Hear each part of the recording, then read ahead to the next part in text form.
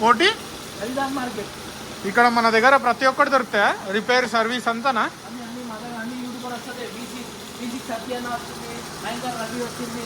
Okay, అన్ని YouTuber వస్తుంది మా షాప్లో. 40 ఇయర్ షాప్ మనది.